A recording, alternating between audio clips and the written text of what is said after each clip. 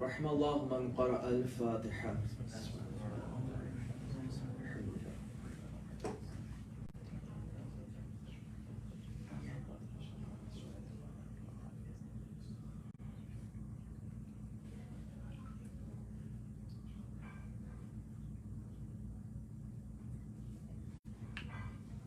أعوذ بالله من الشيطان الرجيم. بسم الله الرحمن الرحيم. الحمد لله رب العالمين، والصلاة والسلام على أشرف الأنبياء والمرسلين، سيدنا ومولانا أبي القاسم محمد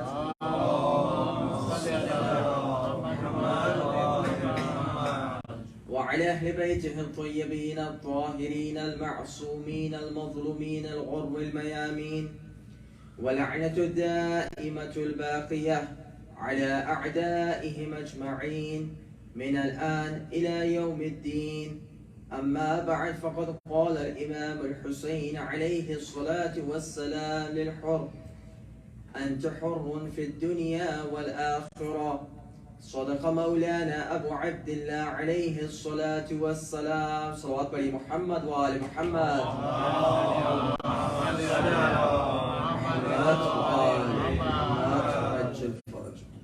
السلام علیکم ورحمۃ اللہ وبرکاتہ. خداوند متعال سے اس عزا خانے کے لیے، عزا خانے میں موجود مومنین کے لیے، عزاداروں کے لیے، سب کے لیے دعا گو ہوں. خداوند متعال انشاءاللہ آپ سب کی حوائج کو اپنی بارگاہ میں قبول کریں، اور انشاءاللہ ہمارے مرحومین کو اعلی علیین میں آل محمد علیہ السلام کے جوار میں جگہ نصیب فرمائے، اور انشاءاللہ اس مجلس کو امام زمانہ کی پسندیدہ مجالسوں میں سے قرار دے، اور انشاءاللہ ہم سب کو امام کے مددگزاروں میں اور اعوان اور انصار اور مستشہدین بین یدے، یعنی ان کے اوپر اپنی جان نچھاور کرنے والوں میں سے شمار فرمائے. صلوات پڑھیے محمد وآل محمد.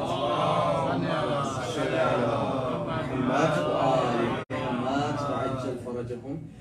موضوع گفتگو ہمارا اس عشرے کے حوالے سے، عشرہ کہہ لیجیے، یہ عشرے سے کچھ ایک دو مجالس سے زیادہ، ہمارا عشرہ جو چل رہا ہے وہ چل رہا ہے کہ جو مصائب ہم عموماً سنتے ہیں، جن شخصیات کے بالخصوص ایام اولیٰ میں، شروع کے عشرے میں جن کے مصائب کو سنا جاتا ہے، اس حوالے سے ہم کچھ گفتگو کر سکیں، ان شخصیات پر کچھ بحث کر سکیں، کچھ تاریخی اسباق ہم اپنے لیے لے سکیں، کچھ ہدایت کے معاملات اپنے لیے طے کر سکیں، اور بہت زیادہ اپنے تزکیے کے لیے ان شخصیات سے جو تجلیات اور روشنی ہمارے پاس نمودار ہو رہی ہیں اس کو اپنے پاس کسب کر سکیں انشاءاللہ.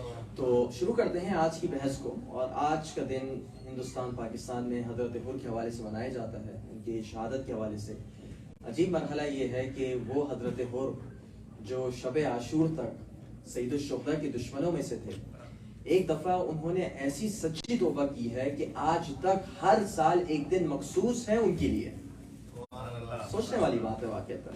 یعنی خداوند متعال آپ سب کو پیغام دینا چاہتے ہیں. میرے جوانوں میں سے پہلے کہ میں اپنے بیان میں اور تاریخی سمجھ لیجئے کہ سمندر میں ڈوب جاؤں، ایک چھوٹا سا میں پہلے ایک پیغام دینا چاہتا ہوں، اس کے بعد میں مجلس شروع کروں گا. اور وہ پیغام یہ ہے کہ اللہ تعالیٰ کا یہ خاص فضل ہے ہم پہ کہ ہم جب گناہ کرتے ہیں اور گناہ کے بعد توبہ کرتے ہیں، تو توبہ کرنے والے کے لیے روایت میں، اور یہ سنی شیعہ دونوں کتابوں میں، کہ التائب من الذنب کمن لا ذنب لہ، کہ جو اپنے گناہوں سے توبہ کرے گویا ایسے ہے کہ اس نے گناہ ہی انجام نہ دی. آپ یہ دیکھیں کہ ہم میں سے ایک، چاہے اب آپ، ایک بہت آسان سی مثال آپ کو دیتا ہوں کہ آپ گاڑی مار دیں ایک دفعہ، اور گاڑی مارنے کے بعد آپ اس کو کتنا ہی ریپیئر کروا لیں، بہت مشکل ہے کہ وہ بالکل نئی نویلی اور بالکل ویسے لگے جس طریقے سے آپ نے خریدی تھی. یا کوئی اور چیز آپ استعمال کر رہے ہو، ذرا سا اس پہ ڈینٹ آ جائے، اب آپ کتنا اس پہ کلر کر لیجئے، کتنا اس کو بہتر کرانے کی کوشش کریں، ظاہر بظاہر شاید تھوڑا سا ممکن ہو صحیح لگے، لیکن کچھ دنوں بعد پہلے ممکن ہے کہ وہی پرابلمس اور وہی معاملات ہو جائیں. صرف خدا کا معاملہ ایسا ہے کہ جب آپ کوئی واقعتاً اپنی شخصیت اور نفس پر کوئی ڈینٹ مارتے ہیں تو خدا بند متعال اس کو اس طریقے سے صحیح کرتا ہے جس طریقے سے اصلاً آپ سے وہ خطا ہی نہیں سرزد ہو، بلکہ روایت اور آیات کی روشنی کے تحت کہا جا سکتا ہے جو سچے طور پہ توبہ کرے تو عین ممکن ہے جو گناہ اس نے انجام دیے ہوں وہ گناہ نیکی میں تبدیل ہو جائے. یہ دیکھیں یہ خدا کی خاص رحمت ہے. کہاں وہ خدائے رحیم، کہاں وہ خدائے ارحم الراحمین، اور کہاں ہم وہ بندے جو بار بار گناہ کرتے رہتے ہیں، ہے نا یہ. لیکن آج انشاءاللہ یہ میری گزارش ہے، آج فرش ازا پہ جب آپ لوگ کو گریہ کرنا ہے، جب آپ لوگ کو بات کرنی ہے، اور جب آپ لوگ کو اپنی توجہات کو رکھنی ہے، تو اپنی توجہات ہمیشہ اپنے گناہوں کی جانب آج کے دن خاص طور پہ ہونی چاہیے، کیونکہ اس شخصیت کا ذکر کیا جا رہا ہے جو سید التائبین تھا، یعنی توبہ کرنے والوں میں سے جو واقعتاً کوئی سردار تھا تو وہ حضرت حر بن یزید الریاحی کی ذات مقدس تھی. صلوات پڑھیں محمد و آل محمد.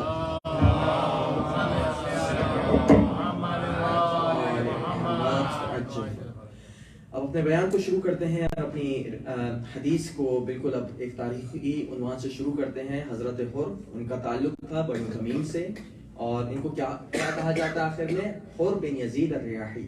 کیا وجہ کیا ہے؟ تو واقعتاً مجھے تھوڑا سا کبھی کبھی ایک جنجلاہٹ بھی ہوتی ہے، تھوڑا سا ایک سورس آف امبیرسمنٹ بھی ہوتی ہے، بات بتائی جائیں یا نہیں بتائی جائیں، لیکن بہرحال ایک فریضہ ہے اور میں سمجھتا ہوں تاریخی حوالے سے بات چل رہی ہے تو اس پہ گفتگو کرنا میں سمجھتا ہوں کہ بالکل متصل ہے. حر کون تھے؟ حر یزید کے بیٹے ہیں. تھوڑا سا ایک شجرہ ان کی بات کر لی جائے، اس بات کے بارے میں کہہ رہا ہوں جس کا تعلق عموماً ہمارے درس سے نہیں ہوتا ہے، اس سے سبق سے نہیں ہوتا ہے، ایک تاریخی پس منظر ہوتا ہے. لیکن کبھی آپ کے سامنے جب نام آتے ہیں تو آپ کو ایک بیک گراؤنڈ معلوم ہونا چاہیے کہ بیک گراؤنڈ کیوں ہوتا ہے. فلانی شخصیت فلانے قبیلے سے جب کہا جاتا ہے، یا آپ اس کے آگے ایک سے زیادہ لاقق دیکھتے ہیں، جیسے ہم نے حضرت حبیب کے حوالے سے بات کی، حبیب ابن مطاہر الاسدی الفقعسی. اب کہیں آپ کے ساتھ کتاب میں الاسدی دیکھیں گے، کہیں آپ فقعسی دیکھیں گے تو پریشان ہو جاتا ہے بندہ. اسی طریقے سے حضرت حر کے بارے میں کیا کہا جاتا ہے؟ حضرت حر بن یزید الریاحی التمیمی. وجہ کیا ہے؟ تو وجہ یہ ہے کہ حضرت حر کون تھے؟ حر تھے بیٹے یزید کے. یزید اس زمانے میں ایک کامن نام تھا، اور یہ یزید اس زمانے کا نام تھا جب یہ یزید ملعون نہیں آیا تھا. اس سے پہلے بھی یزید ایک کامن نام ہوا کرتا تھا. یزید یعنی زیادتی، کسی بھی خیر میں زیادتی کو یزید کہا جاتا ہے، لیکن بعد میں یہ شر کی زیادتی پر دلالت کرنے لگا. جتنا زیادہ شر ہوتا تھا اتنا بڑا یزید ہوتا تھا. حر بن یزید بن خارجہ، ٹھیک ہے، حر بن یزید بن خارجہ بن کعنب، وہ کعنب کے بیٹے تھے. کعنب کس کے بیٹے تھے؟ عتاب کے بیٹے تھے. عتاب کس کے بیٹے تھے؟ حرمی کے بیٹے تھے. حرمی کس کے بیٹے تھے؟ وہ بیٹے تھے ریاح کے. ریاح کس کے بیٹے تھے؟ وہ بیٹے تھے یربوع کے. یربوع کس کے بیٹے تھے؟ وہ تھے مالک کے. مالک کس کے بیٹے تھے؟ وہ تھے زید کے. زید کس کے بیٹے تھے؟ وہ تھے تمیم کے. واضح ہو گئی بات آپ لوگ کے لیے. تو حر بن یزید الریاحی الحنظلی التمیمی. اگر آپ کبھی بھی کسی کے ترجمہ کرنے کے والے کے پاس جائیں تو پورا اتنا لمبا آپ کو آخر میں ملے گا. وجہ کیا ہے؟ بنو ریاح کے تھے، اور ریاح کون تھے؟ وہ حنظلہ کے بیٹے تھے. حنظلہ کون تھے؟ اور وہ پورا چلتا ہے تمیم تک. تو یہ ان کا پورا شجرہ نسب تھا. حضرت حر کے بارے میں کہا جاتا ہے، اور میں ایک مثال آپ کو تاریخ سے ان کی جیسی شخصیت کی دینا چاہوں گا. اچھا میرے پیارے بچوں، تھوڑا تھوڑا اگر تم لوگ آگے آ جاؤ گے تو بعد میں آنے والوں کے لیے آسانی ہوگی. صلوات پڑھیں محمد و آل محمد.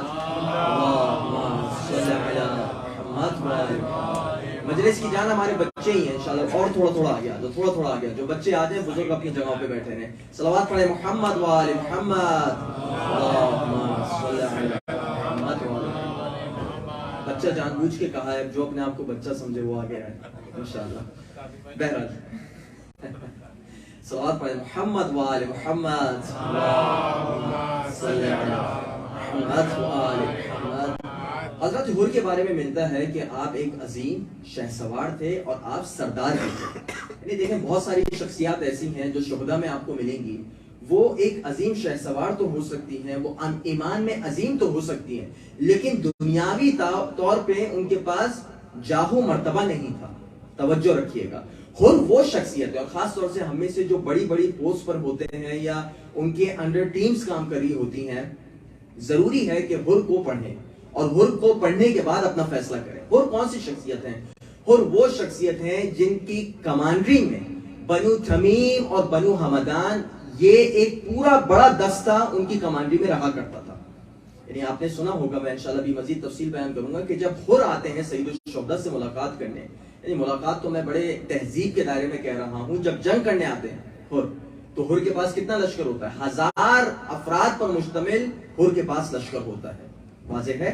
اچھا ہر کے پاس یہ لشکر کیسے ہوتا ہے؟ تھوڑا سا ایک بیک گراؤنڈ دے دوں تاکہ آپ لوگ کے لیے تھوڑی سی معلومات ہو, میرے لیے آسانی ہوگی تاکہ میں مجلس کو آگے بڑھا سکوں.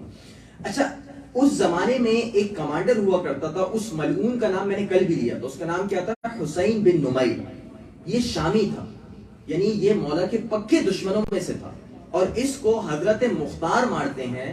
ابراہیم بن مالک اشتر کی جب فوج بھیجی جاتی ہے تو موصل کے مقام پہ مقابلہ ہوتا ہے, اور اس مقابلے میں ابن زیاد بھی مارا جاتا ہے اور یہ ملعون حسین بن نمیر بھی مارا جاتا ہے. چنانچہ یہ بہت بڑے ملاعین میں سے ایک تھا. اچھا گفتگو کیا ہے؟ اس کے سربراہی میں ناکہ بندی کی جاتی ہے کوفے کی. ناکہ بندی کیا کہلائی جاتی ہے؟ ناکہ بندی یہ ہوتی ہے کہ کرفیو, بالکل نہ کوئی اندر سے باہر جا سکتا ہے نہ کوئی باہر سے اندر آ سکتا ہے. جو بھی اگر آپ کو وہ پینیکل پوائنٹس پہ ملے گا جو بالکل متصل اور تطابق والے جو راستے ہوتے ہیں وہاں پہ وہ گرفتار کر لیا جاتا تھا. جبھی حضرت قیس بن مساحل جو امام کے قاصد تھے ان کو قادسیہ کے مقام پہ گرفتار کیا جاتا ہے. چنانچہ اب ہم نارتھ, ساؤتھ, ایسٹ اور ویسٹ کو دیکھتے ہیں 4 جگہوں پہ. تو جب ناکہ بندی کی گئی تو ناکہ بندی, میں آپ لوگ کو پھر جیوگرافی نہیں پڑھا رہا لیکن تھوڑا سا ایک تاریخی ریفرنس کے حوالے سے بات کروں. ناکہ بندی کی گئی. ناکہ بندی جب کی گئی تو ایک مقام قادسیہ تھا اور ایک مقام خفان کا تھا, 2 مقام ہو گئے. اب اس طریقے سے ایک مقام جو تھا وہ قط قطونہ تھا اور دوسرا مقام جبل لعلہ تھا. تھوڑے سے کوفے کے یہ عراق کے کچھ مقامات ہیں, یاد رکھنا ضروری, بار بار کہہ رہا ہوں جو چیزیں یاد رکھنے کی ضروری نہیں ہوتی میں بتا دیتا ہوں, لیکن بتانا یہ تھا کہ ایک پورا جو ہے وہ اسکوائر شیپ میں, اور بالکل آپ سمجھ لیجئے کہ چاروں طرف سے جو ہے وہ ناکہ بندی کی گئی, کر دی گئی تھی. جب ناکہ بندی کر دی گئی تو حسین بن نمیر ہیڈ تھا جو اس پوری ناکہ بندی کو دیکھ رہا تھا. اسی ناکہ بندی میں حسین بن نمیر ہر کی سربراہی میں وہ 1000 لوگوں کا لشکر بھیجتا ہے جس کی ملاقات سید الشہداء سے ہوتی ہے. انشاءاللہ میں سید الشہداء کے ساتھ جو ملاقات ہوتی ہے میں اس کے بارے میں تھوڑی سی تفصیل عرض کروں گا, لیکن اس سے پہلے ایک شخصیت کے بارے میں ذکر کرنا ضروری سمجھتا ہوں کیونکہ مجھے 9 محرم کو وقت نہیں ملے گا اور وہ ہماری گفتگو سے کافی مربوط ہے. وہ شخصیت کون ہے؟ عروہ بن مسعود کی. توجہ, عروہ بن مسعود کون سی شخصیت ہے؟ حضرت عروہ بن مسعود حضرت علی اکبر کے نانا لگتے ہیں اوپر سے جا کے. حضرت علی اکبر کی والدہ کون تھی؟ لیلہ. لیلہ کس کی بیٹی تھی؟ لیلہ بیٹی تھی ابو مرہ کی. وہ کس کے بیٹے تھے؟ وہ تھے عروہ کے بیٹے. وہ کس کے بیٹے تھے؟ وہ تھے مسعود کے بیٹے. لیلہ بنت ابی مرہ بن عروہ بن مسعود. اور لیلہ کا ایک رشتہ جو ہے, ان کی ماں جو تھی ان کا نام تھا میمونہ, اور میمونہ کس کی بیٹی تھی؟ وہ تھی ابو سفیان کی بیٹی. تو حضرت علی اکبر کا جو شجرہ نسب جا کے ملتا تھا وہ 3 خاندانوں سے جا کے ملتا تھا. ددیال کی طرف سے بنو ہاشم تھے, ننیال کی طرف سے ننیال کے ددیال بنو ثقیف, اور ننیال کے ننیال کون تھے؟ بنو امیہ. یہ حضرت علی اکبر کا, مطلب آپ سمجھ لیں عرب کے جو ٹاپ قبائل تھے وہ سارے کے سارے حضرت علی اکبر کے سمجھ لیجئے کہ خون میں تھے. بنو ثقیف اپنے زمانے کا وہ ایسا عظیم قبیلہ جس نے سب سے زیادہ مشکل وقت دیا مسلمانوں کو. جنگ حنین انہی بنو ثقیف سے ہوتی ہے, جنگ حوازن اور جو یہ جنگ حنین ہوتی ہے انہی بنو ثقیف سے ہوتی ہے. اور انہی بنو ثقیف سے جب مقابلہ ہونے جاتا ہے مسلمان اپنی اکثریت پر ناز کر رہے ہوتے ہیں, ہم تو بہت زیادہ ہیں. اچھا یہ جملہ بھی وہ شخص کہتے ہیں جو ہمیشہ سے ان کی کارکردگی زیرو ہوا کرتی تھی. وہ کہتے ہیں کہ بھائی ماشاءاللہ ہم تو بہت سارے ہیں, آج تو جو ہے ان کو کسائیوں کی طرح قیمہ بنا دیں گے ہم. ٹھیک ہے, قرآن مجید میں بھی اس کا ذکر ہے. جب وہ لڑنے جاتے ہیں تو ایسے بنو ثقیف حملہ کرتے ہیں کہ سارے کے سارے مسلمان بھاگ جاتے ہیں. رہ دے کے 12-13 مسلمان بچتے ہیں, سنی شیعہ دونوں کتابوں میں. اور ایک شخصیت بڑے تمطراق کے ساتھ اور بڑی سپیڈ کے ساتھ بھاگ رہی ہوتی ہے. سمجھ گئے آپ لوگ؟ جب میں نے سپیڈ کا تو سب سمجھ گئے. سپیڈ کے ساتھ بھاگ رہی ہوتی ہے. تو جب سپیڈ کے ساتھ بھاگتی ہے تو میں نے ابن زیاد کا ایک جملہ آپ لوگ کو عرض کیا تھا. ابن زیاد نے کہا تھا کہ حضرت علی اکبر کو جس شخصیت نے مارا ہے وہ خداوند متعال ہے. واضح ہے؟ میں سمجھتا تھا کہ یہ بنو امیہ کا نظریہ ہے, بنو امیہ لائے تھے. جب مزید تحقیق کری تو پتہ چلا یہ بنو امیہ کا نظریہ نہیں تھا, بلکہ یہ نظریہ ان سے بھی بڑے لوگوں کا تھا. یعنی بنو امیہ کے بھی بڑے تھے نا, ایک بنو امیہ کے بڑے تھے, وہ بھی بھاگ رہے تھے. جب بھاگتے گئے کسی نے کہا میاں صاحب آپ بھی بھاگ رہے ہیں؟ تو انہوں نے کہا ہاں اللہ کی مرضی اس میں ہے کہ مجھے بھاگنا چاہیے. ساری چیزیں انہوں نے اللہ تعالیٰ کے اوپر ڈال دی. تو بھائی اللہ کی مرضی اگر بھاگنے میں تھی تو مولا اگر وہ دفاع کر رہے تھے تو کیا اللہ کی مرضی کے خلاف کر رہے تھے؟ ہے نا توجہ. اللہ کی مرضی ایک چیز پر ایک وقت ہوگی نا. ایسا تو ہو نہیں سکتا کہ اجتماعی نقیضین ہو. اللہ یہ بھی چاہتا ہو کہ آپ بھاگیں اور اللہ یہ بھی چاہتا ہو امیر المومنین سے کہ وہ ثابت قدم رہے. توجہ ہے. اب ذکر ہو رہا تھا کس کا؟ عروہ بن مسعود کا. سوری میں تھوڑا سا ایک ٹاپک سے ڈائیورٹ ہو گیا اور ابھی مجھے واپس میں موضوع پہ آتا ہوں. حضرت عروہ بن مسعود کا ذکر ہو رہا تھا. حضرت عروہ بن مسعود وہ شخصیت ہیں جو بنو ثقیف بہت آخر میں اسلام لائی ہے. بہت آخر میں اسلام لائی ہے. یعنی قریش مکہ کے بعد یہ قبیلہ مسلمان ہوا ہے. لیکن سب سے پہلے مسلمان ہونے والوں میں سے حضرت عروہ بن مسعود تھے. حضرت عروہ بن مسعود آتے ہیں رسول اللہ کی بارگاہ میں اور کہتے ہیں یا رسول اللہ میں اسلام لانا چاہتا ہوں. کہتے ہیں آمنا, آ جاؤ, اہلاً وسہلاً, ویلکم, اسلام لاؤ. کہتے ہیں لیکن میں اسلام تو لے آیا ہوں لیکن میں اس کا اظہار بھی کروں گا. دیکھیں یہ جو جوش ہے اور یہ جو جذبہ ہے یہ بہت کم لوگوں میں. تو رسول اللہ نے کہا کہ اچھا وجہ کیا ہے؟ تو کہنے لگے کہ انا احب من ابصارہم, کہ میں بنو ثقیف میں ان کی آنکھوں اور ان کے نفسوں سے زیادہ ان کا محبوب ہوں. وَكَانَ رَجُلًا مُجِيبًا مُطَاعًا, اور ان کی شخصیت کی کارکردگی یہ تھی کہ وہ بہت زیادہ ان کی اطاعت کی جاتی تھی اور بہت زیادہ ان کو سنا جاتا تھا. توجہ. تو حضرت عروہ بن مسعود نے جو ان کے پاس سرداری تھی اس سرداری کا مثبت فائدہ اٹھایا تاکہ جو ان کے سبارڈینیٹس ہیں وہ ہدایت تک پہنچ سکے. ذہن میں رکھیے گا جب آپ لوگ میں سے کوئی سربراہی اختیار کر رہا ہو تو ذہن میں رکھیے گا وہ سربراہی اختیار کرنا فقط اور فقط ہدایت دینے کے لیے ہونی چاہیے. اپنی جاہ, تکبر, برہم, یہ تمام چیزیں دکھانے کے لیے نہیں ہونی چاہیے. تو حضرت عروہ بن مسعود نے یہ سکھایا. پھر کہتے ہیں جب حضرت عروہ آتے ہیں بنو ثقیف میں واپس اور طائف میں واپس آتے ہیں, طائف کے مقام پہ قبیلہ آباد تھا, جا کے تبلیغ کرتے ہیں. تبلیغ کرتے ہیں کہ مسلمان ہو جاؤ اور خدا کا یہ پیغام ہے وغیرہ وغیرہ. تو ان کو گالیاں دی جاتی, ان کی توقعات کے برخلاف ان کو گالیاں دی جاتی, ان کو بہت برا بھلا کہا جاتا ہے. بہرحال اگلے دن جاتے ہیں اور اپنے گھر کی چھت پر جاتے ہیں. توجہ رکھیے گا حضرت حر سے مربوط کر رہے ہیں. یعنی حضرت حر بھی سردار تھے, عروہ بھی سردار تھے. اپنی چھت پر جاتے ہیں, چھت پر جانے کے بعد اذان دیتے ہیں. سوچیں پورا کفار کا محلہ ہے, سارے کے سارے اسلام دشمن ہیں. یہاں کے بھی نان مسلمس نہیں ہیں کہ وہ کہتے ہیں کہ بھائی فری اسپیچ ہے, آپ جو کرنا چاہیں کریں. نہیں, اس زمانے میں اتنا فری اسپیچ نہیں تھی. یا تو تم مسلمان ہو یا کافر ہو, دو میں سے ایک چیز ہوتا تھا. یعنی اگر آپ وہاں کفار کے محلے میں اگر آپ اسلام کا نام لیں گے تو آپ کی جان خطرے میں. تو روایت کے جملے یہ ہے کہ آپ اذان دے رہے تھے اپنی چھت پر, اپنے گھر کی چھت پہ, کہ لوگ آتے ہیں اور لوگ آپ پر تیروں کی بارش کر دیتے ہیں. سوچیں حضرت عروہ نیا نویلا مسلمان اپنی قوم کی سربراہی چاہتا ہے, اور اپنی قوم کی سربراہی بھی کیوں چاہتا ہے؟ تاکہ ہدایت تک پہنچ سکے. وہاں پر جب ان پر حملہ ہوتا ہے تو حملے کے بعد شدید زخمی ہو جاتے ہیں. بس اپنی زندگی کی آخری رمق حیات باقی ہے, آتے ہیں اور آنے کے بعد جو ہے کوئی ان سے کہنے والا کہتا ہے کہ ما جرى في دمك, تم نے اپنا اتنا سارا خون بہا لیا, اس خون بہانے کا فائدہ کیا ہوا؟ تم تو اپنا آپ کو لیڈر کہتے تھے, اتنی بڑی بڑی باتیں کرتے تھے, یہ تمہاری قوم نے تمہارے ساتھ کیا کیا؟ تمہاری قوم نے تو تمہیں بھون ڈالا, مار ڈالا تمہیں. تو کہتے ہیں کہ میں نے فقط اور فقط خدا بند متعال کی طرف سے کیا دیکھا؟ کرامتاً اکرمنی اللہ. میں نے فقط اور فقط خدا کا کرم دیکھا, خدا کا جمال دیکھا جو اس نے مجھے دیا. توجہ, یعنی انہوں نے اس چیز کو اپنے لیے زحمت نہیں سمجھا بلکہ عزت سمجھی. وَالشَّهَادَةٌ سَاقَ إِلَيَّ, اور خدا بند متعال نے مجھے وہ شہادت کے درجے سے نوازا ہے جو خاص میرے لیے تھا اس قوم سے. وَلَا أَرَى فِيَّ, اور میں اپنے لیے کچھ بھی نہیں دیکھتا مگر کیا, میں اپنے آپ کو ان شہداء میں سے دیکھتا ہوں جو رسول اللہ کی معیت میں, رسول اللہ کی ہم رکابی میں شہید ہوئے.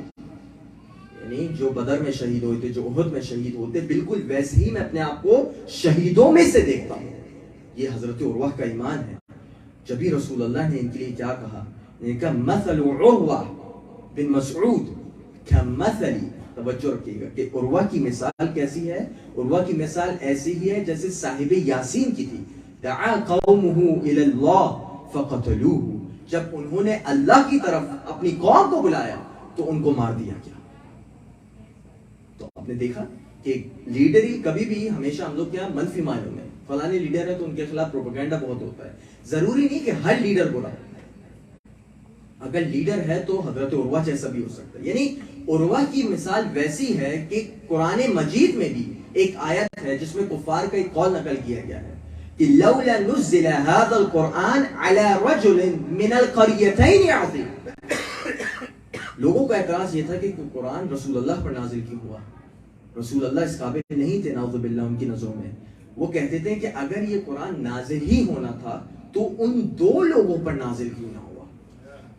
دو لوگوں پر نازل کیوں نہ ہوا؟ یعنی دو عظیم لوگ. جب مفسرین کے آپ اقوال کی طرف جائیں تو دو عظیم لوگوں میں سے ایک شخص وہ حضرت عروہ بن مسعود کو کہتے ہیں. سوچ رہے ہیں جیسے حضرت علی اکبر کی، میں تھوڑا سا آپ لوگ کو ابھی سے بتا رہا ہوں، حضرت علی اکبر کس شجرے کے مالک تھے؟ توجہ رکھیے گا. تو حضرت عروہ بن مسعود ان لوگوں میں سے ہیں جنہوں نے ہمیں سبق دیا کہ اے لوگوں، اگر تمہیں لیڈری ملے، اگر تمہیں کوئی ایک اچھی گڈ پوزیشن ملے تو کبھی اس کا مس یوز مت کرنا، کبھی اس سے سوء استفادہ مت کرنا، بلکہ ہمیشہ لوگوں کے لیے مشعل راہ، لوگوں کے لیے نمائندگی، لوگوں کے لیے ہدایت، لوگوں کے لیے مدد، جتنے اچھے کام کر سکتے ہو اپنے سبارڈینیٹس کے لیے کرنا. اور یہی پیغام میرے ان مردوں کے لیے ہے، ان بزرگوار کے لیے. خیر میں یہاں پر اتنا اپلائی نہیں ہوتا کینیڈا کی ورلڈ میں، لیکن میں تھرڈ ورلڈ کنٹری میں بات کر رہا ہوں جہاں پہ مرد جو ہے وہ اپنے گھر کا سربراہ سمجھا جاتا ہے. کبھی کبھی وہ سربراہی سے سوء استفادہ کرتا ہے، اپنے بچوں سے بدسلوکی کرتا ہے، اپنی بیوی سے بدسلوکی کرتا ہے، اپنے گھر والوں سے بدسلوکی کرتا ہے. یہ نہیں سوچتا کہ اگر اللہ تعالیٰ نے اس کو نمائندگی دی ہے، اگر اللہ تعالیٰ نے اس کو سربراہی دی ہے تو وہ سربراہی کچھ مسئولیت کے ساتھ ہے. اور انہی مسئولیت میں سے کیا، وہ رکھوالا ہونا چاہیے، کسائی نہیں ہونا چاہیے، رکھوالا ہونا چاہیے اپنی فیملی کا. جبھی خدا مند متعال نے اس کو نمائندگی دی ہے. چنانچہ ایک سبق جو ہم اس پوری مجلس سے لے کے جا سکتے، دوسرا سبق پہلا توبہ کا تھا، دوسرا سبق یہ کہ اگر آپ کو کبھی بھی پوزیشن آف اتھارٹی ملے، my friends and my youngsters that are listening to it, if you ever get position of authority, don't ever misuse it, but always use it for the benefit of the people. ٹھیک ہے، آج کا پیغام. آتے ہیں اپنے موضوع کی جانب. حضرت حر بن یزید الریاحی. میں نے آپ سے کہا کہ 1000 لوگوں کی سربراہی میں ایک لشکر بھیجا گیا تھا، اور وہ لشکر آ رہا ہوتا ہے. سید الشہداء دور سے دیکھ لیتے ہیں، سید الشہداء اور ان کے ساتھی دور سے دیکھ لیتے ہیں ایک لشکر آ رہا ہے. اس وقت سید الشہداء کس مقام پہ ہوتے ہیں؟ شراف کے مقام پہ. تھوڑی سی آپ لوگ کے لیے پھر جیوگرافی آئے گی. جب رسول اللہ کے فرزند مبارک مدینے سے چلتے ہیں تو مدینے سے مکے آتے ہیں، اور مکے سے پھر آپ کوفے جاتے ہیں. جب کوفے جا رہے ہوتے ہیں تو منزل در منزل قیام کر کے جاتے ہیں. ٹھیک ہے، جس منزل پر آپ کا قیام ہوتا ہے وہ منزل کون سی کہلاتی ہے؟ مقام شراف. آپ وہاں پہ ہوتے ہیں، اور وہاں پہ بنو اسد کے 2 لوگ ان کے ساتھ ہوتے ہیں. تو امام حسین کہتے ہیں کہ میں ایک لشکر کو آتے ہوئے دیکھ رہا ہوں. اما لنا ملجأ نجعلوه فی ظہورنا، کہ ہمارے پاس کوئی ایسا ٹھکانہ نہیں کہ ہم اس کو اپنے پیچھے کرا سکیں. وَنَسْتَقْبِلْ قَوْمٍ مِنَ الْوَجْهِ وَاحِدٍ، اور جب ہم قوم سے مقابلہ کریں، جب آنے والے لشکر سے مقابلہ کریں تو ایک طرف سے فقط کریں. جب ہم کہتے ہیں نا کہ کربلا درسگاہ ہے، تو کربلا ہر طریقے سے درسگاہ ہے. کربلا آپ کو بہت ساری اسٹریٹجیز بتاتی ہے کہ جب جنگ کرنی تھی، حتیٰ عاشورے کے دن جب جنگ کرنی تھی تو سید الشہداء نے 3 جگہوں پر خندق کو کھود دیا تھا. 3 جگہوں پہ، تینوں جگہ آگ جلا دی تھی. شب عاشور کے واقعات میں تینوں جگہ آگ جلا دی تاکہ دشمن جب حملہ کرے، دشمن سے جب مقابلہ ہو تو صرف ایک جگہ سے ہو، صرف ایک طرف سے ہو. اگر چاروں طرف سے ہوتا تو مشکل ہوتی، چنانچہ ایک طرف سے ہو. جب وہاں پہ بنو اسد کے لوگ موجود تھے، بنو اسد کے لوگ کہتے ہیں کہ مولا ہم ایک مقام کو جانتے ہیں آقا، اور وہ مقام کون سا ہے؟ مقام تھوڑا سا آگے چل کے ہے آپ کی جانب، اور اس مقام کو کہتے ہیں ذو حسن. توجہ، ذو حسن کا مقام ہے. چنانچہ مولا اس طرف جاتے ہیں، اور ذو حسن ایک پہاڑی نما علاقہ تھا. چنانچہ پہاڑی مولا کے پیچھے آ جاتی ہے اور آپ ایک طرف سے لشکر کے مقابلے میں آتے ہیں. اچھا، اس وقت آپ کی تعداد کم ہے، مولا کی تعداد کم ہے، اور وہ 1000 کا لشکر آ رہا ہے. اور وہ لشکر جب آتا ہے تو تلواریں اس کی نیاموں سے باہر ہوتی ہیں. ہر کے سربراہی میں یہ لشکر آ رہا ہے، تلواریں ان کی نیام سے باہر ہیں. تلوار وہ سوتے ہوئے ہیں، اور وہ امیر المومنین کے فرزند مبارک کا مقابلہ کرنے آ رہے ہیں، غریب زہرا کا. چنانچہ جیسے ہی وہ آتے ہیں، اب سید الشہداء نے ایک اسٹریٹجی چلی. میں اس کو اسٹریٹجی اس وجہ سے بول رہا ہوں کہ آپ لوگ سیکھیں کہ لوگوں سے تعامل کیسے کیا جائے. سید الشہداء نے فوراً جا کر ان سے قتل وقتل اور لڑجھڑ شروع نہیں کری، بلکہ جیسے ہی وہ آئے تو اپنے اصحاب اور اپنے چاہنے والوں کو کہا کہ اسقوا القوم، ان کو پانی پلاؤ، ورشقوا الخیل، اور فقط ان کو پانی نہ پلاؤ بلکہ ان کی سواریوں تک کو پانی پلاؤ، ان کی سواریوں کے جو پاؤں ہیں جو گرم ہو چکے ہیں ان پہ بھی پانی ڈالو. آپ دیکھیں یہ اخلاق سید الشہداء ہے. وہ تلواریں لے کے آ رہے ہیں، جانتے ہیں دشمن ہے. ابھی آپ کو گفتگو سے اندازہ بھی ہو جائے گا، ہر دشمن تھا اس وقت، لیکن یہ سید الشہداء کا اخلاق ہے کہ جیسے ہی آئے کہاں پانی پلاؤ. آپ نے 10,000 دفعہ شاید یہ واقعہ سنا ہو، لیکن ہر دفعہ اس کے پڑھنے کا لطف ہے. جب یہ ایک دفعہ ساری باتیں کہہ گئے تو اس کے بعد نماز عصر کا ٹائم ہوتا ہے، نماز ظہر یا عصر. تو اس وقت سید الشہداء اپنے مؤذن کو کہتے ہیں، ان کا نام تھا ابو حجاج بن مسروق. روایتوں میں ملتا ہے حضرت علی اکبر نے عاشورے کے دن اذان کہی تھی، لیکن اس کے علاوہ جو مولا کے ریگولر مؤذن تھے وہ حجاج بن مسروق تھے، جو کربلا میں شہید بھی ہیں. آپ اس پہ سے نام دیکھیے گا، ان میں سے حضرت حجاج بن مسروق کا نام بھی آپ کو مل جائے گا. تو حضرت حجاج بن مسروق کو کہا جاتا ہے کہ آپ اذان کہیں. اذان کہنے کے بعد وہ کہتے ہیں اے حور، تمہیں ہمارے ساتھ نماز پڑھنی ہے خود پڑھنی ہے. اب دیکھیں سائیکولوجیکلی تو حضرت امام حسین سید الشہداء نے ان کو بالکل ختم کر دیا ہے. بھوکی قوم آ رہی تھی، پیاسی قوم آ رہی تھی، سید الشہداء نے سارے پانی کے دروازے سبیلوں ان کے لیے کھول دی. آج جب آپ دیکھتے ہیں کہ سبیلوں سے، شیعہ سبیلوں سے غیر مسلم بھی استفادہ کر رہے ہیں، سنی بھی استفادہ کر رہے ہیں، اور تمام مسالک کے لوگ استفادہ کر رہے ہیں، تو یہ سنت سید الشہداء ہے. جب عاشور کے دن آج اعلان کیا جا رہا ہے کہ ہم نان مسلمز کو آپ لوگ کھلائیں گے، ان کو تھوڑا سا انٹروڈیوس کروائیں گے، تو یہ سب سے اچھا طریقہ یہ ہے جو سید الشہداء نے ہمیں دیا ہے کہ دیکھو جب لوگوں کو کھلانا ہو پلاؤ گے تو اسی کے بعد لوگ سنیں گے. یہ قومی ایسی انسان ہے ہی ایسا کہ اس کو پہلے کھاؤ پلاؤ، اس کے بعد یہ بات سنے گا آپ کی. دعوت دل عشیرہ جب کی گئی تو اس میں بھی پہلے 3 دن کھلایا ہے، چوتھے دن بات ہوئی ہے. قوم کا مزاج ہے، انسان کا مزاج ہے. ٹھیک ہے، اگر ماشاءاللہ سے میں سمجھتا ہوں یہاں کی مومنین تو بہت زیادہ متقی ہیں، لیکن ہمارے یہاں کیا ہوتا ہے، نظر مولا لکھ دیں تو آ جائیں گے، نظر مولا نہیں لکھیں گے تو پھر تعداد تھوڑی کم ہوتی. قوم کا مزاج ہے. میں اس کو قوم کو میں نہیں کہتا غلط کرتی، یہ اس زمانے سے چلا آ رہا ہے مزاج. تو اس کے بعد کہا جاتا ہے مولا آپ کے پیچھے نماز پڑھ لیتے ہیں، آپ نماز پڑھائیے. اب یہاں سے حر کی شخصیت دیگر جو اعداء ہیں ان سے مختلف نظر آتی ہے، دیگر دشمنوں سے مختلف نظر آتی ہے. نہیں مولا آپ پڑھائیے، میں پڑھوں گا آپ کے پیچھے. مولا تو نہیں کہا آپ پڑھائیے میں پڑھتا ہوں. اس کے بعد جب نماز عصر کا وقت آتا ہے، روایت کے جملے یہ ہیں کہ ان کے پاس خیمے وغیرہ نہیں تھے، تو اپنی سواریوں کے نیچے حر کے سارے سپاہی آرام کر رہے تھے. وہیں پہ مشورہ دیا جاتا ہے، اور غالباً مشورہ دینے والی ذات حضرت زہیر بن قیم ہے. کہتے ہیں مولا 1000 ہیں، ابھی کام تمام ہو جائے گا، ابھی لڑ لیتے ہیں ان سے تاکہ ہمت ہی نہ ہو، آرام سے ہم کوفے کی جانب لڑیں. تو مولا نے اس وقت کہا نہیں، جنگ میں ہمیں پہل کرنی نہیں ہے. ہم لوگ ٹیررسٹ گروپ نہیں ہے، ہم لوگ اٹیکنگ گروپ نہیں ہے، ہمیشہ ڈیفینسو. جنگ جمل میں امیر المومنین نے ابتدا نہیں کی، جنگ صفین میں ابتدا نہیں کی. جنگ جمل کا واقعہ ہے کہ آپ ایک شخص کو بھیجتے ہیں اور اس شخص کو قرآن مجید لے کر بھیجتے ہیں اور کہتے ہیں کہ جا کے تبلیغ کرو، لیکن شرط یہ ہے کہ تم شہید ہوگے، پکے شہید ہوگے. ابھی سے بتا رہا ہوں. اعلان کرتے ہیں، کوئی آتا ہی نہیں ہے. آخر میں ایک شخص آتا ہے اور آ کے کہتا ہے مولا میں جوان ہوں، لیکن میں آپ کی میت میں رہنا چاہتا ہوں، آپ کے ساتھ جنت میں ہونا چاہتا ہوں، آپ جو حکم دے میں کروں گا. جاتا ہے، مصحف کو لے کے جاتا ہے قرآن مجید کو، وہاں سے تیروں کی بارش ہوتی ہے اور سب سے پہلا شہید جنگ جمل کا وہی ہے. تو وہاں پہ بھی شروعات انہوں نے نہیں کی، شروعات مخالف کیمپ سے ہوئی. تو مولا نے کہا نہیں میں شروعات نہیں کروں گا. پھر ایک خطبہ دیتے ہیں، خطبہ دینے کے بعد خدا کی حمد و ثنا کی اور کہتے ہیں ایھا الناس، کہ اے لوگوں میں تمہاری پاس اس وجہ سے آیا ہوں کیونکہ تمہاری جو خطوط تھے اور تمہارے جو پیغمبر تھے، خطوط لانے والے اشخاص تھے، وہ میرے پاس پیغام لائے تھے کہ ہمیں مولا آپ آ جائیے کوفے اور ہم آپ کی مدد کریں گے. وہی جو پورا ہم نے حضرت مسلم بن عقیل میں تھوڑا پڑھا تھا. تو اس وقت حضرت حر جواب دیتے ہیں. حضرت حر کہتے ہیں ان واللہ ان لا نعلم خدا کی قسم میں نہیں جانتا ما هؤلاء الكتب التي تذكر کہ آپ کون سے خطوط کی بات کر رہے ہیں، مجھے تو علم ہی نہیں ہے. اچھا حضرت حر نے جھوٹ نہیں بولا. پھر امام حسین کیا کہتے ہیں؟ امام حسین اپنے ایک غلام کو کہتے ہیں، اس کا نام ہے عقبہ بن سمعان. امام کہتے ہیں عقبہ کو، اے عقبہ اس گھٹری کو لے آؤ، اس پورے بیگ کو لے آؤ، اس پورے جو ہے بریف کیس کو لے آؤ جس میں سارے خطوط لکھے ہیں. چنانچہ سارے خطوط لائے جاتے ہیں، تقریباً 12,000 کے قریب خطوط. مولا اپنے ساتھ پروف لے کے چل لیتے ہر جگہ کہ دیکھو یہ خطوط تم لوگ نے بھیجے تھے.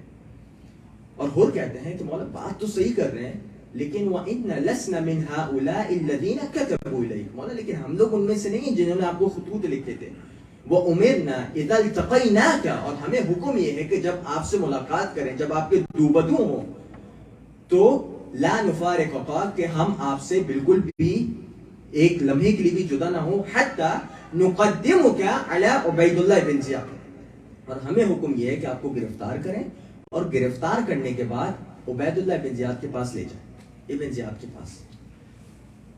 مولا کہتے ہیں الموت ادنی من ذلک، اے حر جو تو پیشکش دے رہا ہے اس سے بہتر یہ ہے کہ مجھے موت آ جائے.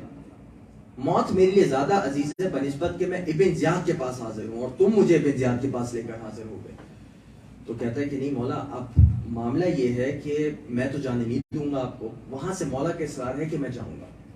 معاملہ یہاں تک آتا ہے کہ مولا جانے کی کوشش کرتے ہیں، اپنی ساری خواتینوں کو وہ بالکل جو ہے وہ ریڈی کرتے ہیں کہ جانے کی تیاری ہو کہ حر جو ہے وہ لجام فرس حسینی پر ہاتھ رکھ لیتا ہے. صاحب میں آپ سنیں گے انشاءاللہ مزید. وہ لجام فرس حسینی پہ ہاتھ رکھتا ہے، کہتا ہے جانے نہیں دوں گا آپ کو. تو اس وقت سید الشہداء، یعنی سید الشہداء کی دیکھیں امام کی بے ادبی ہو رہی ہے. توجہ رکھیں، ابھی تک حر لشکر حسینی سے متصل نہیں ہوئے ہیں، ابھی بھی ان میں وہی معاملات ہیں جو بن زیاد والے معاملات ہیں. تو ایک دم سے جب لجام فرس حسینی پر ہاتھ رکھا تو امام نے کہا ثقلتک امک یا حر، اے حر تیری ماں تیرے غم میں بیٹھے.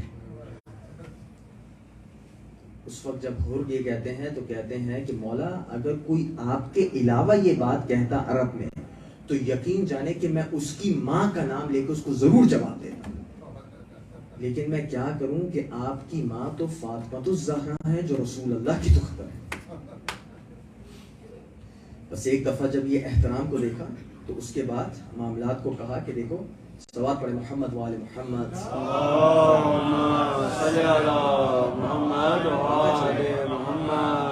صلوات پڑھے محمد وآل محمد.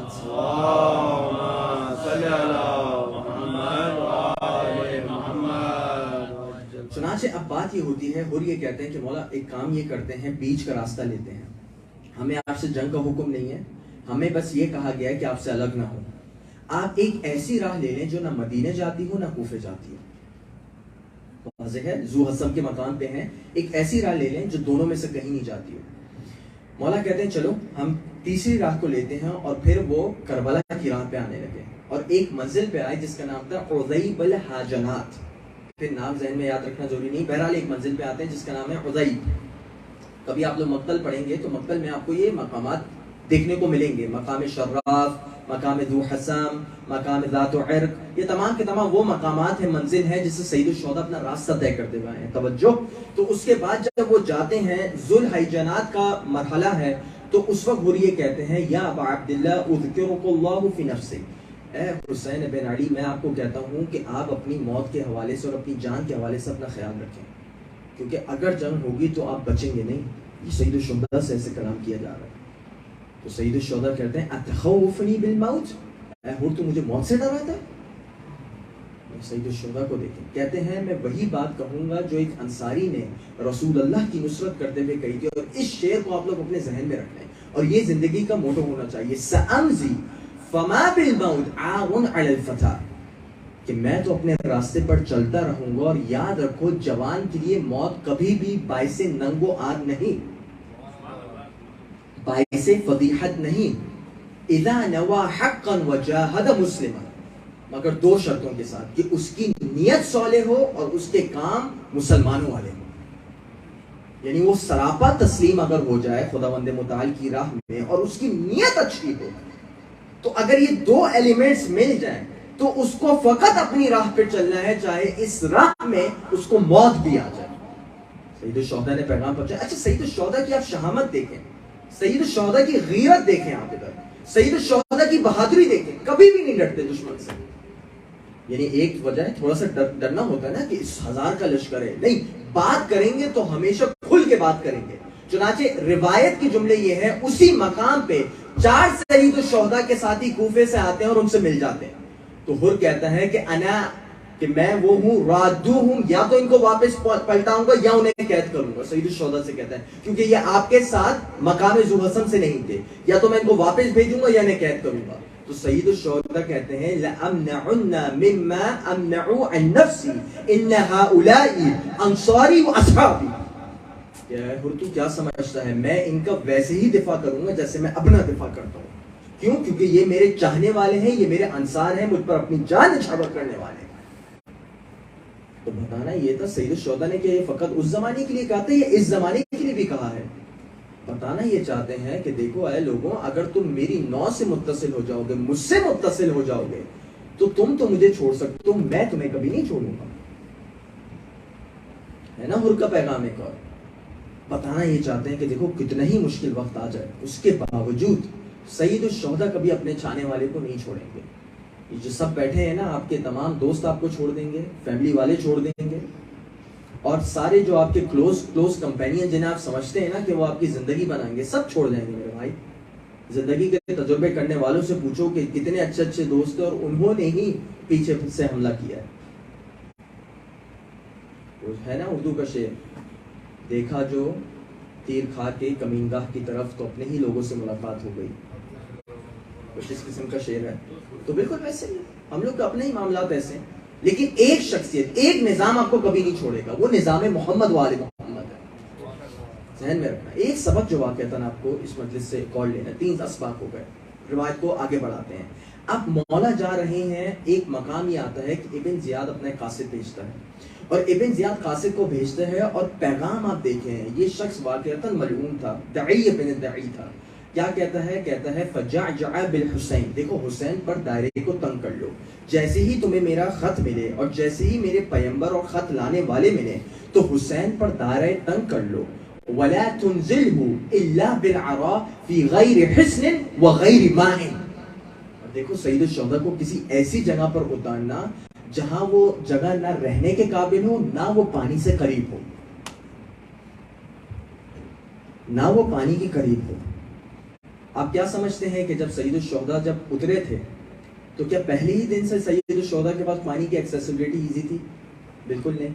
پانی بند 7 محرم کو کیا گیا ہے، لیکن جھڑپیں پہلے بھی تھی۔ جہاں سید الشہداء کو اتارا ہے وہ پانی والی جگہ نہیں تھی، پانی سے دور جگہ تھی۔ چنانچہ سید الشہداء کو حر پیغام سناتا ہے کہ مولا یہ پیغام آیا ہے۔ مولا تو میں کہہ رہا ہوں، لیکن وہ مولا کا نام لے کے کہتا ہے یہ پیغام آیا ہے، اب آپ بتائیں کرنا کیا ہے، مجھے آپ سے جنگ نہیں کرنی، درمیانی راہ نکالیں۔ تو درمیانی راہ یہ تھی کہ مولا ایک ایسے مقام پہ تھے جس کے بارے میں مولا وہاں کے لوگوں کو بلواتے ہیں اور پوچھتے ہیں کہ کون سے مقام پر ابھی ہم موجود ہیں۔ مولا جانتے ہیں، لیکن مولا ہم سب کی معلومات کے لیے بتانا چاہتے ہیں کون سے مقام پر ہیں آپ۔ کوئی کہتا ہے اس مقام کا نام نینوا ہے، کوئی کہتا ہے اس مقام کا نام شط الفرات ہے، کوئی کہتا ہے اس کا نام عقر ہے، کوئی کہتا ہے اس کا نام غادریہ ہے، پھر کوئی کہنے والا کہتا ہے مولا اس کو ہاں کرب و بلا بھی کہتے ہیں، کربلا۔ بس وہی مقتل کے جملے جو آپ بار بار سنتے ہیں، میں مقتل کے بھی جملوں کو میں عرض نہیں کرنا چاہتا، میں ایک تاریخی حوالے سے بیان کرنا چاہتا ہوں۔ تو مولا وہاں اپنا قیام کرتے ہیں۔ جب مولا قیام کر لیتے ہیں تو پھر اس کے بعد دستے پر دستے آنا شروع ہو جاتے ہیں۔ 2 محرم کو آتا، 3 کو آتا، یہاں تک کہ 9 محرم تک دستے آ رہے تھے یزیدی افواج کے۔ بس جب حر اس معاملات کو دیکھتا ہے، حر یہ سمجھ رہے تھے کہ معاملات شاید صلح پر منتج ہو سکتے ہیں، ہو یہ سکتا ہے سید الشہداء اور کوئی درمیانی راہ نکل آئے، سیز فائر ہو جائے۔ لیکن جب وہ ان معاملات کو دیکھتا ہے تو پھر وہ پسرے سات کے پاس آ کے کہتا ہے اتقاتل هذا الرجل، اے پسرے سات تیرا ارادہ کیا ہے، تو کیا واقعتاً اس شخصیت بزرگوار سے جنگ کرے گا؟ تو اس ملعون کا تنتناتا جواب آپ دیکھیں، کہتا ہے ای واللہ القتال، ہاں ہاں خدا کی قسم جنگ ہوگی، ایسرہ، اور اس کی سب سے معمولی صورتحال یہ ہوگی کہ تسقط الرؤوس وتطیح الایدی، کہ جس میں سر جو ہے وہ کٹ کٹ کے گر رہے ہوں گے اور ہاتھ بھی کٹ کٹ کے نیچے زمین پر گر رہے ہوں گے. سب یقین ہو جاتا ہے کہ معاملات جو ہے وہ بہت زیادہ خطرناک مرحلے پر آ چکے ہیں. واقعتاً کبھی کبھی حضرت حر کی زندگی کو میں دیکھتا ہوں. 9 محرم شب عاشور تک آپ کون سے لشکر میں تھے؟ یزیدی لشکر میں تھے. پانی تھا، سائشیں تھی، ساری چیزیں تھیں. ایک رات نے فیصلہ تبدیل کر دیا. یہ معاملات یہ ہیں کہ مولانا ظفر الحسن صاحب کے یہ میں مسائل میں نقل کر رہا ہوں اور بھی کچھ مقاتل کی کتابوں سے. مقتل میں کبھی کبھی مسئلہ یہ ہوتا ہے کہ جب ہم کلام کر رہے ہوتے ہیں تو حوالے دینا مشکل ہو جاتا ہے. تو یہ مقاتل کی مجموعی کتابوں سے آپ کے سامنے مسائل پیش کر رہے ہیں اور باتیں نقل کر رہے ہیں. تو ہوتا یہ ہے، شب عاشور، حر ہیں، حر کے بیٹے ہیں علی، حر کے بھائی ہیں مصعب، اور حر کا ایک غلام ہے جس کا نام ہے قرہ. ٹھیک ہے، 4 شخصیات ہیں. حر آتے ہیں اور حر کو آوازیں سنائی دے رہی ہیں خیمہ گاہ حسینی سے. خیمہ گاہ حسینی سے بار بار آوازیں آتی ہیں، شور کی آواز آ رہی ہے، نالہ و فریاد ہو رہا ہے. ایک دفعہ جب توجہ سے سنتے ہیں تو العطش العطش کی آوازیں آ رہی ہوتی ہیں. ہائے پیاس مار ڈالتی ہے، ہائے پیاس مار ڈال رہی ہے. ایک دفعہ اپنے بھائی کو بلاتے ہیں اور کہتے ہیں اے میرے بھائی مصعب، یہ سن رہے ہو آوازیں کون سی آ رہی ہیں؟ سب کہتے ہیں ہاں آوازیں آ رہی ہیں، گریہ و نالہ و شیون کی آوازیں آ رہی ہیں، پیاس پیاس کی آوازیں آ رہی ہیں. کہتے ہیں ایک دفعہ روکتے ہیں اور کہتے ہیں جانتے ہو یہ کس کی وجہ سے ہوا ہے؟ دیکھیں آج سب کو گریہ کرنا ہے. اپنی آوازوں کو آپ لوگ اونچی رکھیے گا اور یہ سوچ کے کریے گا، سب اپنے گناہوں کو اپنے ذہن میں رکھیے گا. آج کی رات حضرت حر کے صدقے ہمارے گناہ بخشے جا رہے ہیں. کہتے ہیں جانتے ہو کس کی وجہ سے یہ سارے معاملات ہو رہے ہیں؟ ایک دفعہ اپنے سینے کی طرف ہاتھ کہہ کے کہتے ہیں یہ ساری چیزیں میری وجہ سے ہو رہی ہیں. یہ میں ہی تھا جو مولا کو ایک مقام پر قید کر کے لائے، یہ میں ہی تھا جو کربلا میں مولا کے رکنے کا سبب بن رہا ہے، یہ میں ہی ہوں جو پانی سے لوگ جو ہے وہ بلک بلک کے پیاس پیاس کی آوازیں دے رہے ہیں. ایک دفعہ جب وہ سارا فیصلہ کر لیتا ہے، بات بالکل واضح ہو جاتی ہے. پورے شب عاشور وہ اپنی گفتگو کو کرتے ہیں. تو ایک دفعہ آہستہ آہستہ جا رہے ہوتے ہیں اور ایک شخصیت سے ملاقات ہوتی ہے اور کہتے ہیں کہ اے شخص، میں اپنے آپ کو جنت اور جہنم کے بیچ میں دیکھ رہا ہوں، لیکن خدا کی قسم میں اپنے آپ کو بالکل جہنم میں جانے نہیں دوں گا، بلکہ جنت کو میں مقدم رکھوں گا، چاہے مجھے مارا جائے، چاہے مجھے جلایا جائے.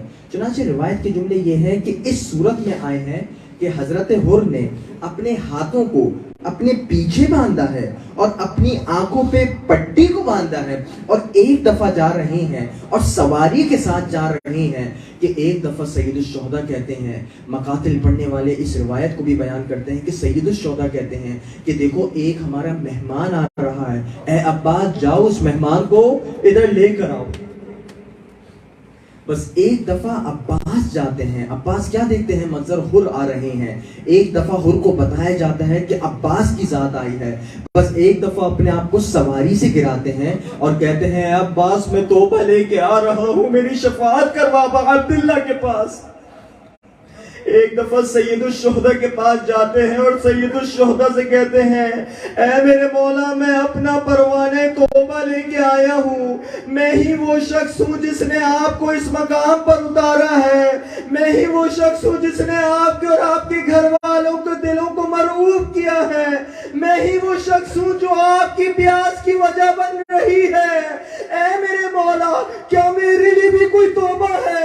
سید الشہداء کہتے ہیں، روایت کے جملے یہ ہیں کہ اپنے آپ کو ایک دفعہ حر کے ساتھ متصل کرتے ہیں، گلے سے لگاتے ہیں اور کہتے ہیں اے حر، میں نے بھی معاف کیا تجھے، میرے خدا نے بھی تجھے معاف کیا. بس حر کو آپ پروانے آزادی ملتا ہے. ایک دفعہ پڑھنے والے یہ بھی پڑھتے ہیں کہ حسین کہتے ہیں اے حر، ہماری سنت ہمیشہ یہ رہی ہے کہ جو بھی مہمان آتا ہے ہم اس کو کچھ کھانے پینے کو دیتے ہیں، لیکن اے حور تو ایسے مقام پہ آ رہا ہے نہ کچھ کھانے دینے کو ہے نہ کچھ پانی دینے کو ہے۔ اے حور ہمارے پاس کچھ دینے کو نہیں ہے۔ بس عزاداروں ایک دفعہ حور اسی مقام پہ ہے کہ مخدرات عصمت و طہارت، خواتین کے خیموں سے آوازیں گریہ بلند ہوتی ہے، اور اب اپنے آپ پہ کبھی بھی قابو رکھ نہیں پا رہے۔ ایک دفعہ سواری سے نیچے آتے ہیں، پیروں کے بل چلتے ہیں، اپنے منہ پہ مارتے ہیں، کہتے ہیں اے غزاداروں، اے لوگوں، جو بھی وجہ بن رہی ہے آپ کے ظلم پہ، اے خاندان عصمت و طہارت، میری شکایت زہرا سے مت کیجیے گا، میں آپ کے اس ظلم کی وجہ بن رہا ہوں، آپ سب سے معافی چاہتا ہوں۔ بس وہاں سے بھی معافی کا پروانہ ملتا ہے، مولا سے کہتے ہیں اے مولا میں ہی آپ کو روکنے والوں میں سے تھا، اور سب سے پہلے میں ہی آپ کے دفاع کرنے والوں میں سے ہوں گا۔ اپنے غلام کو بھیجتے ہیں، اپنے بھائی کو بھیجتے ہیں، اپنے بیٹے کو بھیجتے ہیں، لیکن عزاداروں میں نے کہیں نہیں پڑھا کہ حور اپنے بھائی کی لاشیں پر آئے ہو، میں نے کہیں نہیں پڑھا حور اپنے بیٹے کی لاش پر آئے ہو۔ دل یہ کہتا ہے حسین غریب مادر ان دونوں کی لاشوں پہ آئے ہوں گے اور کہا ہوگا اے حور اپنے بھائی اپنے بیٹی کی لاشوں پہ مت آ۔ میں جانتا ہوں کہ اپنے بیٹی کی لاش پہ آنا، میں جانتا ہوں اپنے بھائی کی لاش پہ آنا کتنا دشوار ہے۔ بس عزاداروں حور جنگ کرنے جا رہے ہیں، اتنی بہادری سے جنگ کرتے ہیں، اتنی جامردی سے جنگ کرتے ہیں کہ ایک وقت یہ آتا ہے کہ حکم دیا جاتا ہے اے لوگوں چاروں طرف سے حور پہ حملہ کر دو۔ بس کوئی نیزہ مارتا ہے، کوئی پتھر مارتا ہے، کوئی تیر مارتا ہے۔ ایک وقت یہ ہے حور نیچے گر گئے ہیں، آواز دیتے ہیں مولا میری خبر لیجئے۔ مولا آتے ہیں، حور میں ابھی بھی جان باقی ہے، حور کے سراہنے بیٹھتے ہیں اور کہتے ہیں اے حور تیری ماں نے تیرا نام حور رکھا ہے، تو دنیا میں بھی کامیاب و آزاد ہے اور آخرت میں بھی آزاد ہے۔ بس حور کی پیشانی سے خون نہیں رک رہا ہوتا ہے، مولا اپنی مادر کا رومال حور کی پیشانی میں باندھتے ہیں، یہاں حور کا دم نکلتا ہے۔ بس ایک دفعہ شاہ اسماعیل کے دور کا واقعہ ہے، ایک دفعہ حور کے اس رومال کو اپنے لیے تبرک کے طور پہ لینا چاہتا ہے، قبر کو کھودتا ہے، جیسے ہی اس رومال کو لیا جاتا ہے، جیسے ہی اس رومال کو لیا جاتا ہے فوراً خون کا فوارہ شروع ہو جاتا ہے۔